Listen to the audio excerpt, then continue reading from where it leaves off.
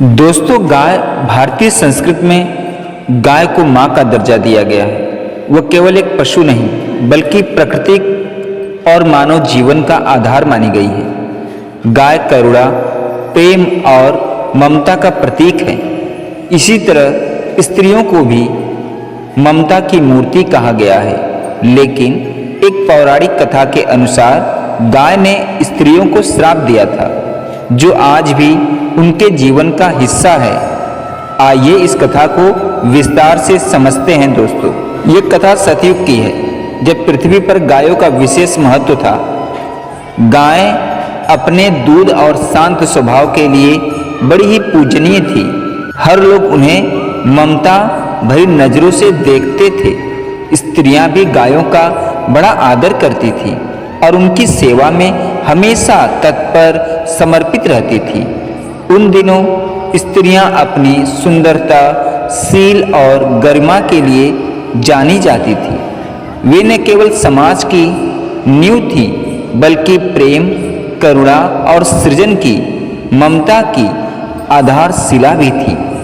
गाय और स्त्रियों में गहरा संबंध था। दोनों प्रकृति की देन थी और सृष्टि के संतुलन में अपनी अपनी भूमिका निभाती थी।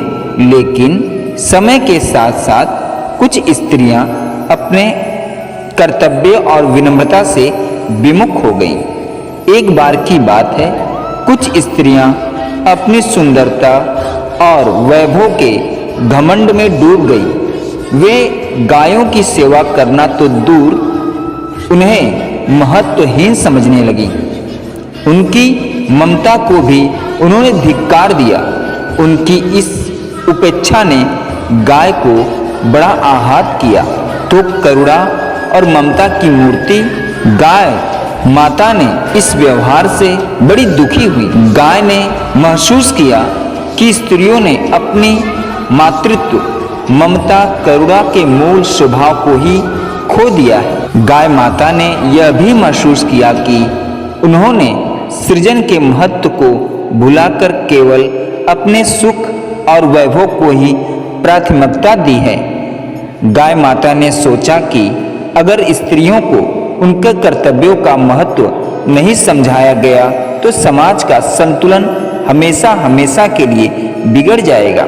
तब गाय माता आहत होकर स्त्रियों को श्राप दिया। उन्होंने कहा, तुम्हारे गर्व, अहंकार और कर्तव्यों से विमुख होने के कारण तुम्हें हर माह पीड़ा सहनी पड़ेगी।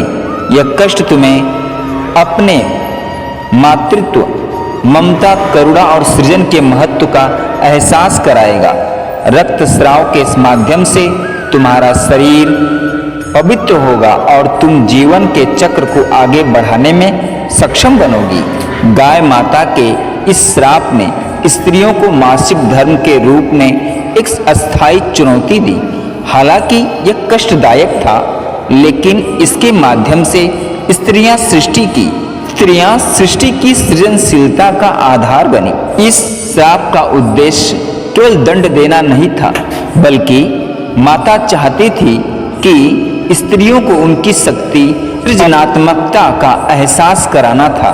गाय ने स्त्रियों को उनकी गलती का आभास कराया और साथ ही उनके अंदर मातृत्व, ममता और करुणा का भाव भी जागृत किया।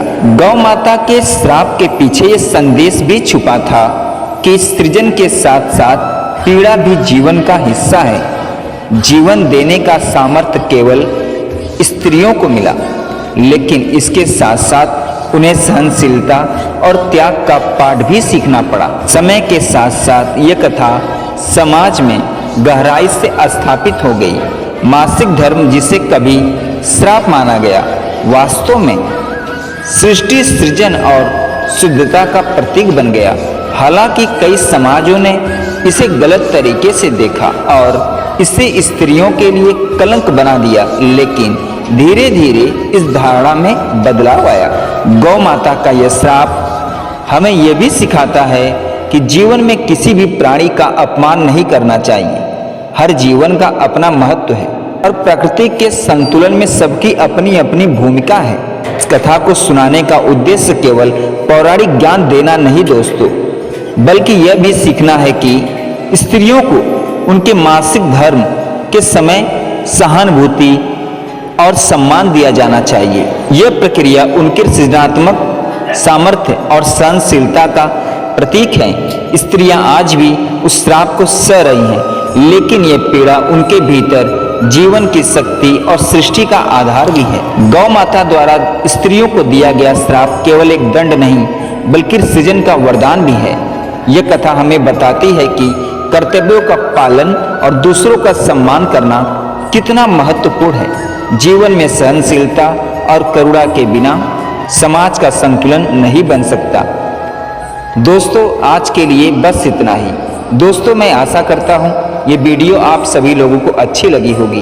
दोस्तों, अगर वीडियो अच्छी लगी हो तो गौ माता के लिए, भगवान श्री कृष्ण के लिए, प्रभु श्री राम के लिए और अपनी माँ के लिए चैनल को लाइक, शेयर, सब्सक्राइब जरूर करिएगा। पूरा वीडियो देखने और सुनने के लिए धन्यवाद दोस्तों।